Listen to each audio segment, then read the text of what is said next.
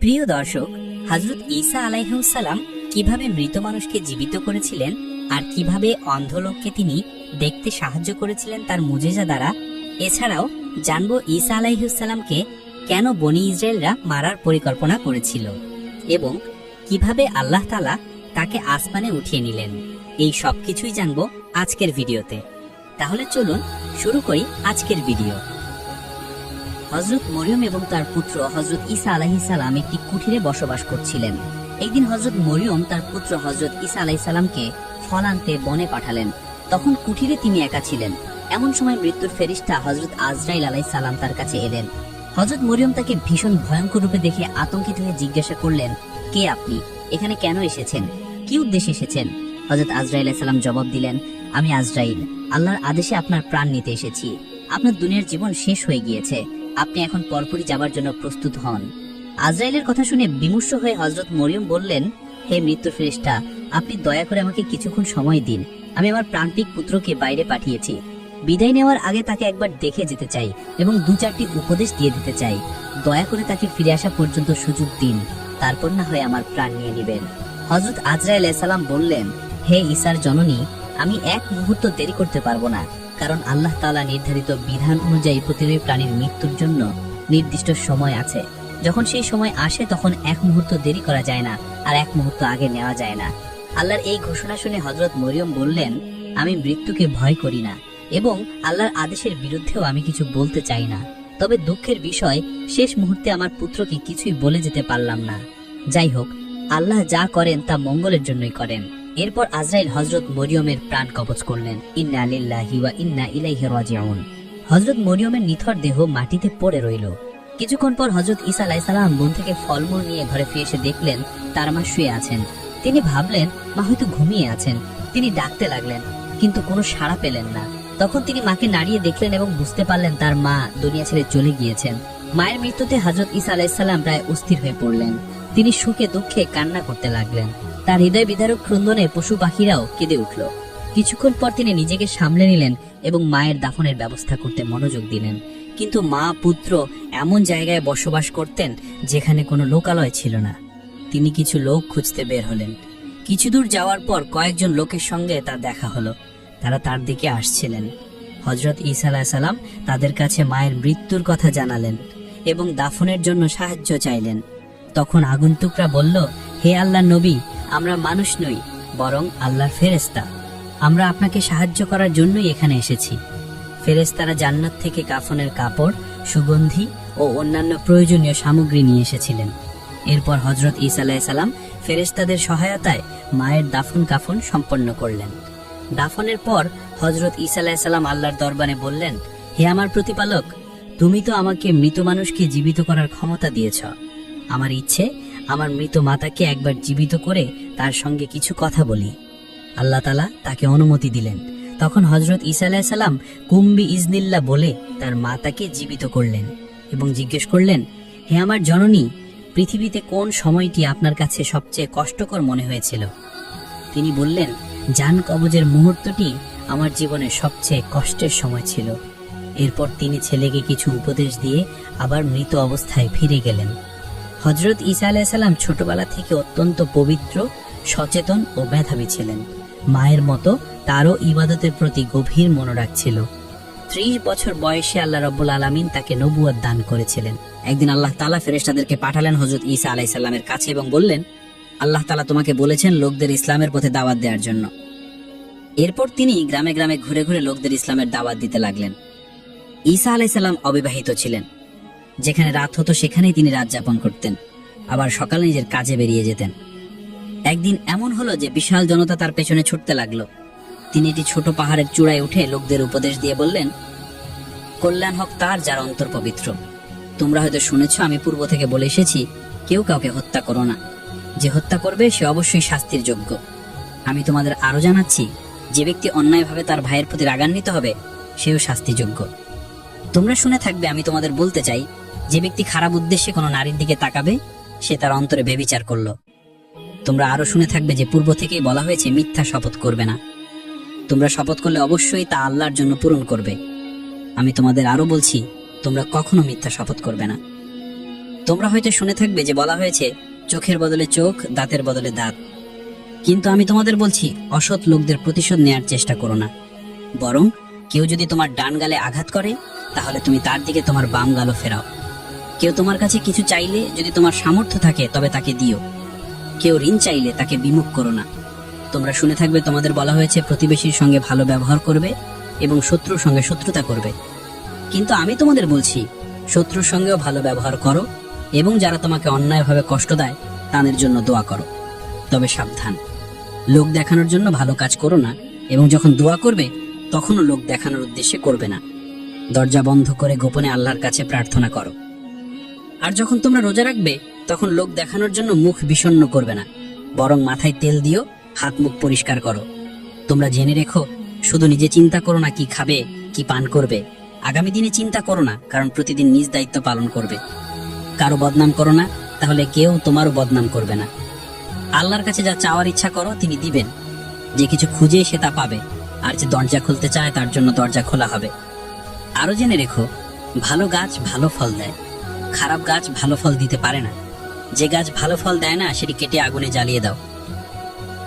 হযরত মরিয়ম আলাইহিস সালামের ইন্তেকালের বেশ কিছুদিন পরে ইসলাম প্রচারের উদ্দেশ্যে হযরত ঈসা আলাইহিস সালাম পুরাতন বাইতুল মুকাদ্দাসে আসলেন।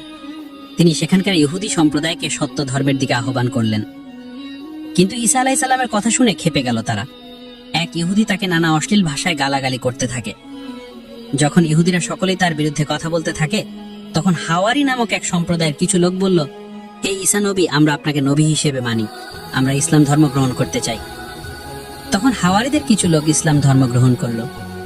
হযরত ঈসা আলাইহিস সালাম উপদেশ দিয়েও যখন ইহুদি সম্প্রদায় ও তার আত্মীয় স্বজনদের ইসলামের দিকে আনতে পারলেন না, তখন তিনি গভীর চিন্তায় মগ্ন হয়ে পড়লেন। এতে তিনি তাদের শত্রুতে পরিণত হলেন। তখন তিনি হাওয়ারিদের বললেন, তোমরা যেমন কাপড় পরিষ্কার করো, তেমনি আল্লাহর প্রতি সত্যিকার ঈমান এনে নিজেদের অন্তরের পাপ দূর করে পরিশুদ্ধ করো, তাহলে তোমরা আল্লাহর প্রিয় বান্দা হতে পারবে। এরপর হযরত ঈসা আলাইহিস সালাম তার অনুসারীদের নিয়ে নাসেবিন শহরের উদ্দেশ্যে ইসলাম প্রচার করার জন্য রওনা হয়ে গেলেন। যথাসময়ে তিনি উক্ত শহরের নিকটে পৌঁছে তার অনুসারীদের লক্ষ্য করে বললেন, তোমাদের মধ্যে এমন কে আছে যার ঈমান দৃঢ় এবং যে রাজ্যের ভেতর গিয়ে ঘোষণা করতে পারবে, আল্লাহর নবী হযরত ঈসা আলাইহিস সালাম আগমন করেছেন, তোমরা সকলে এসে তার কাছে খাঁটি ধর্ম গ্রহণ করো। ইয়াকুব নামের এক ব্যক্তি এই কাজের জন্য প্রস্তুত হলো। তার সঙ্গে তোমা এবং তৎকালীন নবী হযরত সামান আলাইহিস সালাম প্রস্তুত হলেন। তিনজন একসঙ্গে যাত্রা শুরু করলে হযরত ঈসা আলাইহিস সালাম বললেন, ইয়াকুব অবশ্যই সবার আগে আমার নির্দেশ পালন করতে এগিয়ে এসেছে, কিন্তু মনে হচ্ছে সে আমাকে ছেড়ে পালিয়ে যাবে। তবে তোমার ক্ষেত্রে এমন কোনো কিছুই ঘটবে না, কিন্তু সে চরম বিপদে পড়বে। এই ভবিষ্যৎবাণী করার পর তারা গন্তব্যের উদ্দেশ্যে রওনা হলো এবং নসিববিন শহরে প্রবেশ করলো। সেখানে গিয়ে হযরত সামান আলাইহিস সালাম তার সঙ্গীকে বললেন, তোমরা শহরের ভেতরে প্রবেশ করো এবং এখানকার লোকদের হযরত ঈসা আলাইহিস সালামের আগমনের সুসংবাদ দাও। আমি এখানেই থাকছি। যদি তোমরা কোনো বিপদে পড়ো তবে আমি তোমাদের উদ্ধার করার চেষ্টা করব। তার প্রস্তাবে রাজি হয়ে ইয়াকুব এবং তোমা যথাস্থানে পৌঁছে গেল। প্রথমেই ইয়াকুব লোকজনকে ডেকে বলতে লাগলো, হযরত ঈসা আলাইহিস সালাম তোমাদেরকে সঠিক পথ দেখানোর জন্য এসেছেন, তোমরা এসে তার কাছে সাক্ষাৎ করো। নসিববিন শহরের অধিবাসীরা ছিল কাফের। এই কথা শুনে তারা ছুটে এসে ধমকে সুরে জিজ্ঞেস করলো, তোমাদের মধ্যে কে এই কথা বলেছে? ইয়াকুব ভয়ে অস্থির হয়ে পড়ল এবং নিজেকে বাঁচাতে তোমার দিকে ইঙ্গিত করে বলল, এই লোকটি এসব কথা বলেছে, আমি কোনো কিছুই বলিনি। লোকেরা তোমাকে ধরে নিয়ে বাদশার সামনে হাজির করলো। বাদশা খবর শুনে বলল, একজন সাধারণ মানুষকে তোমরা কিভাবে আল্লাহর নবী বলছো? এ কথা আর কখনো বলবে না, আর যদি স্বীকার করো যে এ কথা আর বলবে না তাহলে তোমাকে ক্ষমা করা হবে, কিন্তু যদি তা না করো তবে কঠোর শাস্তি ভোগ করতে হবে। তোমা বাদশার কথা একটু ভীত না হয়ে বললেন, বাদশাহ, তুমি আমার যা ইচ্ছে করতে পারো, কিন্তু আমি কখনোই আমার বিশ্বাস থেকে ফিরে আসব না। বাদশা রেগে গিয়ে আদেশ দিল, এর চোখ উপড়ে ফেলো, হাত পা কেটে কদর্য স্থানে ফেলে দাও।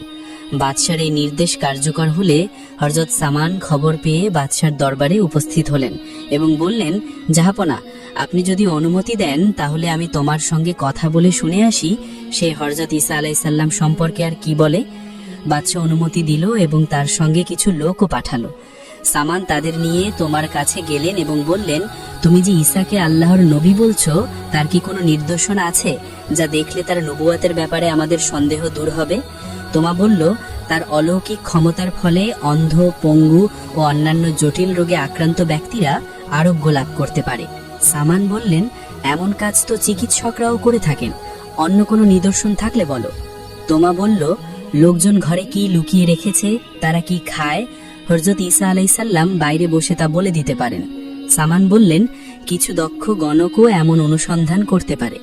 এটি নবুয়তের নিদর্শন নয়, অন্য কিছু থাকলে বলো। তোমা বলল, হযরত ঈসা আলাইহিসসালাম মাটি দিয়ে পাখি তৈরি করে তাতে ফুঁক দিলে তা জীবিত হয়ে উড়ে বেড়ায়। সামান বললেন, কিছু জাদুকরও এমন করে দেখাতে পারে। যদি অন্য কোনো অলৌকিক ঘটনা থাকে তবে তা বলতে পারো। তোমা বলল, হযরত ঈসা আলাইহিসসালাম আল্লাহর আদেশে মৃত ব্যক্তিকে জীবন দান করতে পারেন।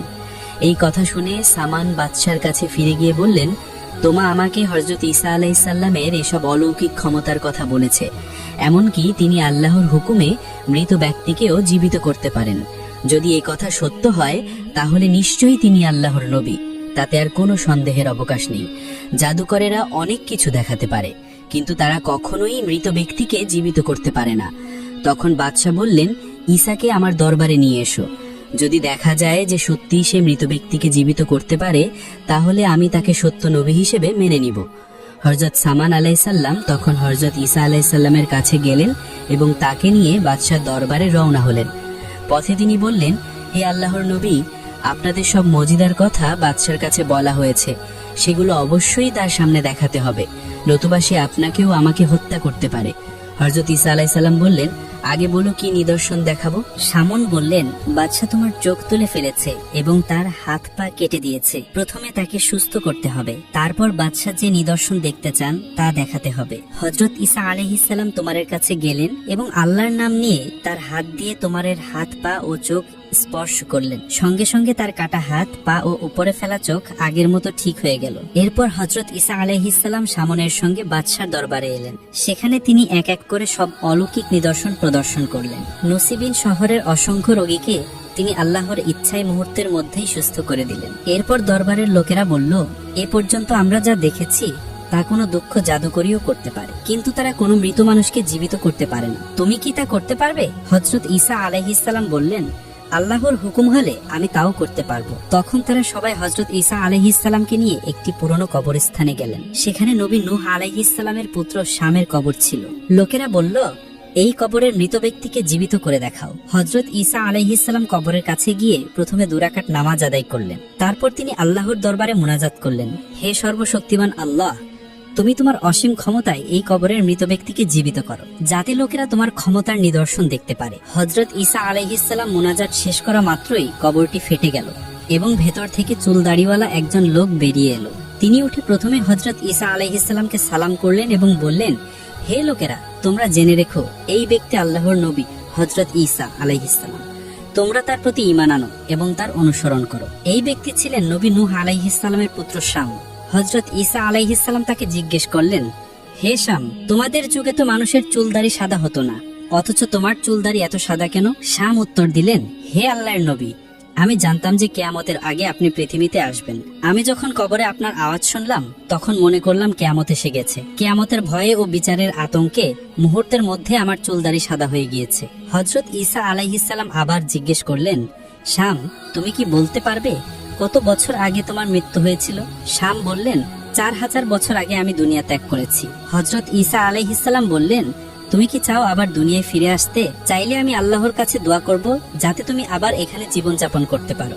শাম বললেন, না হে আল্লাহর নবী, আমি চাই না। দুনিয়া তো স্থায়ী বাসস্থানের জায়গা নয়, কয়েকদিন পর আবার আমাকে এখানে চলে আসতে হবে। তাহলে কিছুদিনের জন্য ফিরে গিয়ে লাভ কি? বরং আপনি আমার জন্য দোয়া করুন যাতে আল্লাহর রহমত আমার উপর সবসময় বর্ষিত হয়। এরপর কিছুক্ষণ কথা বলার পর শাম আবার কবরে চলে গেলেন এবং সঙ্গে সঙ্গে কবরটি আগের মতো হয়ে গেল। নুসিলিন শহরের বাদশা ও তার সাধারণ লোকজন এই অলৌকিক ক্ষমতা প্রত্যক্ষ করল। তারা সবাই একযোগে হযরত ঈসা আলাইহিসসালামের উপর ঈমান আনলো এবং সত্য ধর্ম গ্রহণ করলো। যখন ইহুদিরা দেখলো যে দিন দিন হযরত ঈসা আলাইহিসসালামের শিষ্য ও ভক্তদের শক্তি বাড়ছে এবং সাধারণ মানুষের মধ্যে তার সুনাম বৃদ্ধি পাচ্ছে, তখন তাদের মনে হিংসার আগুন জ্বলে উঠল। তারা ভাবল হযরত ঈসা আলাইহিস সালামকে হত্যা করা ছাড়া আর কোনো উপায় নেই তাদের। তারা সিদ্ধান্ত নিল যে বাদশাকে তার বিরুদ্ধে উস্কে দিতে হবে, যেন সে নিজেই ঈসাকে হত্যা করে। সে সময়কার গভর্নর ছিল এক ইহুদি ব্যক্তি, যার নাম ছিল ফালাতেস। ইহুদিরা গভর্নরের দরবারে গিয়ে বলল, এই ঈসা শুধু আমাদের জন্য নয়, তোমার রাজ্যের জন্যও ভয়ঙ্কর হয়ে উঠেছে। যদি তাকে শেষ করা না যায়, তাহলে শুধু আমাদের ধর্মই ধ্বংস হবে না, বরং তোমার রাজত্বও শেষ হয়ে যাবে। সে অলৌকিক কিছু দেখিয়ে সাধারণ মানুষকে বিভ্রান্ত করছে এবং তার মূল উদ্দেশ্য হচ্ছে বনি ইসরায়েলদের রাজা হওয়া। যদি এখনই তাকে থামানো না যায়, তাহলে পরে কিছুই করা সম্ভব হবে না। গভর্নর ফালাতিস তাদের চক্রান্তে পড়ে গেল এবং হযরত ঈসা আলাইহিস সালামকে আটক করার আদেশ দিল। এরপর সে বলল, তোমরা কি করেছো? এই ঈসা অলৌকিক কিছু দেখিয়ে সাধারণ মানুষকে আকৃষ্ট করেছে। যদি আমরা তাকে ছেড়ে দেই, তাহলে সবাই তার অনুসারী হয়ে যাবে এবং তারা এসে আমাদের দেশ দখল করে নেবে। তখন ইহুদিদের নেতা কাইফা বলল, তুমি কি কিছুই জানো না, বোঝো না? আমাদের সবাইকে বিপদে ফেলার চেয়ে একজনকে মেরে ফেলা ভালো নয় কি? হযরত ঈসা আলাইহিস সালাম যখন ইহুদিদের এই ষড়যন্ত্রের কথা জানতে পারলেন, তখন তিনি তার ভক্ত শিষ্যদের ডেকে বললেন, তোমরা বনি ইসরায়েলের ভয়ঙ্কর পরিকল্পনার কথা জানো কি? এখন মহাপরীক্ষার সময় এসে গিয়েছে। কি আছো যে আল্লাহর দ্বীনের জন্য আমাকে সাহায্য করবে? শিষ্যরা সবাই একসঙ্গে বলল, আমরা একমাত্র আল্লাহ তাআলা ইবাদত করি। আমরা আল্লাহর কিতাবের এবং তার পাঠানো নবীদের প্রতি বিশ্বাসী। এরপর হযরত ঈসা আলাইহিস সালাম পাহাড়ে একটি গুহায় আত্মগোপন করলেন। এই সময় আল্লাহ তার কাছে ওহী পাঠিয়ে জানালেন, হে ঈসা, আমি শীঘ্রই তোমাকে আকাশে তুলে নেব। ঈসা আলাইহিস সালাম তার শিষ্যদের ডেকে সংবাদ জানালেন। তারা এই কথা শুনে খুব দুঃখ পেলেন এবং কাঁদতে লাগলেন। তখন হযরত ঈসা আলাইহিস সালাম বললেন, তোমরা এখন আমার বিচ্ছেদের কথা ভেবে কাঁদছো, কিন্তু যখন শত্রুরা আমাকে হত্যা করার জন্য আক্রমণ করবে, তখন তোমরাও আমাকে ছেড়ে পালিয়ে যাবে। শিষ্যরা বলল, হে আল্লাহর নবী, যতক্ষণ আমাদের দেহে প্রাণ আছে ততক্ষণ প্রাণপণে চেষ্টা করবে আপনাকে রক্ষা করতে, ইনশাআল্লাহ। এই সময় হযরত ঈসা আলাইহিস সালাম তার প্রধান শিষ্য সামাউন এর দিকে তাকিয়ে বললেন, হে সামাউন, তুমি শিষ্যদের নেতা এবং আমার সবচেয়ে প্রিয় অনুসারী, কিন্তু বিপদের সময় তুমি আমাকে ছেড়ে চলে যাবে। পরবর্তী সময় যখন শিষ্যরা নিশ্চিত হলো যে ঈসা আলাইহিস সালাম আকাশে উঠে যাবেন, তখন তারা জিজ্ঞাসা করলো, হে নবী, আপনার পরে কি আপনার মতো আর কোনো নবী আসবেন? হযরত ঈসা আলাইহিস সালাম বললেন, হ্যাঁ, মক্কা নগরীতে কুরাইশ বংশে একজন নবী জন্মগ্রহণ করবেন, যার নাম হবে মুহাম্মদ। তিনি আমার চেয়ে সম্মানিত এবং মর্যাদা সম্পন্ন হবেন। আদম আলাইহিস সালাম থেকে শুরু করে আমি ঈসা আলাইহিস সালাম পর্যন্ত যত নবী এসেছেন, তিনি সবার চেয়ে শ্রেষ্ঠ হবেন। আমাদের সবাইকে তার আগমনের সুসংবাদ দিতে বলা হয়েছে, কারণ তিনি শেষ নবী, সকল নবীর নেতা। তিনি আরো বললেন, শেষ নবী উম্মতের মধ্যে এমন অনেক আলেম থাকবেন যার মর্যাদার দিক দিয়ে বনি ইসরায়েলি নবীদের সমান হবে। এরপর তিনি শিষ্যদের উপদেশ দিয়ে বললেন, আমি তোমাদের শেষবারের মতো উপদেশ দিচ্ছি, যখন শেষ নবী পৃথিবীতে আসবেন, তখন তোমরা তার কাছে আমার সালাম পৌঁছে দিবে। আমি তোমাদের জন্য শামনকে নেতা বা খলিফা নিযুক্ত করে যাচ্ছি, তোমরা তার আদেশ মেনে চলবে। শিষ্যরা সবাই সম্মতি জানালো। এরপর হযরত ঈসা আলাইহিস সালাম বললেন, আমি চলে যাওয়ার পর আল্লাহ তোমাদের এমন জ্ঞান দেবেন যাতে তোমরা বিভিন্ন জাতির ভাষা বুঝতে পারবে। তখন তোমরা মানুষকে সত্যের পথে ডাকবে এবং যখন শেষ নবী আসবেন, তখন তার অনুসরণ করবে। অন্যদিকে ইহুদিরা হযরত ঈসা আলাইহিস সালামকে হত্যার জন্য গোপনে ষড়যন্ত্র করতে লাগলো। তখন আল্লাহ ওহীর মাধ্যমে হযরত ঈসা আলাইহিস সালামকে জানালেন, হে প্রিয় নবী, শত্রুদের হাত থেকে আমি শীঘ্রই তোমাকে আকাশে তুলে নেব। এরপর তিনি আবার এই গুহার মধ্যে চলে গেলেন। কিছুদিন পর ইহুদিরা জানতে পারলো যে ঈসা আলাইহিস সালাম এক গুহায় বসবাস করছেন। তখন তারা সেই গুহার কাছে গিয়ে হাজির হলেন। তারা সারাটি রাত ধরে গুহার চারিপাশে পাহারা দিল, যাতে তিনি বাইরে বের হলেই তাকে সঙ্গে সঙ্গে ধরে হত্যা করে ফেলতে পারে। এমন সময় আল্লাহ তাআলা এক ফেরেশতা পাঠালেন এবং সবার সামনে হযরত ঈসা আলাইহিস সালামকে চতুর্থ আসমানে তুলে নিলেন। সেখানে তিনি বাইকুল মামুর নামক স্থানে ফেরেশতাদের সঙ্গে বসবাস করতে থাকলেন। বর্তমানে তিনি সেখানেই আছেন এবং কিয়ামতের আগে আল্লাহ তাকে আবার পৃথিবীতে পাঠাবেন। সুবহানাল্লাহ, সুবহানাল্লাহ। একদিন এমন হলো যে বিশাল জনতা তার পেছনে ছুটতে লাগলো। তিনি একটি ছোট পাহাড়ের চূড়ায় উঠে লোকদের উপদেশ দিয়ে বললেন, কল্যাণ হোক তার যার অন্তর পবিত্র। তোমরা হয়তো শুনেছো, আমি পূর্ব থেকে বলে এসেছি, কেউ কাউকে হত্যা করো না। যে হত্যা করবে সে অবশ্যই শাস্তির যোগ্য। আমি তোমাদের আরো জানাচ্ছি, যে ব্যক্তি অন্যায়ভাবে তার ভাইয়ের প্রতি রাগান্বিত হবে সেও শাস্তিযোগ্য। তোমরা হয়তো শুনে থাকবে, আমি তোমাদের বলতে চাই, যে ব্যক্তি খারাপ উদ্দেশ্যে কোনো নারীর দিকে তাকাবে সে তার অন্তরে ব্যভিচার করলো। তোমরা আরো শুনে থাকবে যে পূর্ব থেকেই বলা হয়েছে মিথ্যা শপথ করবে না। তোমরা শপথ করলে অবশ্যই তা আল্লাহর জন্য পূরণ করবে। আমি তোমাদের আরো বলছি, তোমরা কখনো মিথ্যা শপথ করবে না। তোমরা হয়তো শুনে থাকবে যে বলা হয়েছে চোখের বদলে চোখ, দাঁতের বদলে দাঁত, কিন্তু আমি তোমাদের বলছি অসৎ লোকদের প্রতিশোধ নেওয়ার চেষ্টা করো না। বরং কেউ যদি তোমার ডান গালে আঘাত করে তাহলে তুমি তার দিকে তোমার বাম গালও ফেরাও। কেউ তোমার কাছে কিছু চাইলে যদি তোমার সামর্থ্য থাকে তবে তাকে দিও। কেউ তোমার কাছে ঋণ চাইলে তাকে বিমুখ করো না। তোমরা শুনে থাকবে তোমাদের বলা হয়েছে প্রতিবেশীর সঙ্গে ভালো ব্যবহার করবে এবং শত্রুর সঙ্গে শত্রুতা করবে, কিন্তু আমি তোমাদের বলছি শত্রুর সঙ্গেও ভালো ব্যবহার করো এবং যারা তোমাকে অন্যায়ভাবে কষ্ট দেয় তাদের জন্য দোয়া করো। তবে সাবধান, লোক দেখানোর জন্য ভালো কাজ করো না এবং যখন দোয়া করবে তখনও লোক দেখানোর উদ্দেশ্যে করবে না। দরজা বন্ধ করে গোপনে আল্লাহর কাছে প্রার্থনা করো। আর যখন তোমরা রোজা রাখবে তখন লোক দেখানোর জন্য মুখ বিষণ্ণ করবে না, বরং মাথায় তেল দিও, হাত মুখ পরিষ্কার করো। তোমরা জেনে রাখো, শুধু নিজে চিন্তা করো না কি খাবে, কি পান করবে, আগামী দিনে চিন্তা করো না, কারণ প্রতিদিন নিজের দায়িত্ব পালন করবে। কারো বদনাম করো না, তাহলে কেউ তোমারও বদনাম করবে না। আল্লাহর কাছে যা চাওয়ার ইচ্ছা করো তিনি দিবেন। যে কিছু খুঁজে সে তা পাবে, আর যে দরজা খুলতে চায় তার জন্য দরজা খোলা হবে। আরো জেনে রেখো, ভালো গাছ ভালো ফল দেয়, খারাপ গাছ ভালো ফল দিতে পারে না। যে গাছ ভালো ফল দেয় না সেটি কেটে আগুনে জ্বালিয়ে দাও। এই ছিল আজকের গল্প। কেমন লাগলো তা আমাদের কমেন্ট করে জানাতে ভুলবেন না। আজ তাহলে এই পর্যন্তই। ভালো থাকবেন, সুস্থ থাকবেন। আল্লাহ হাফেজ। আসসালামু আলাইকুম।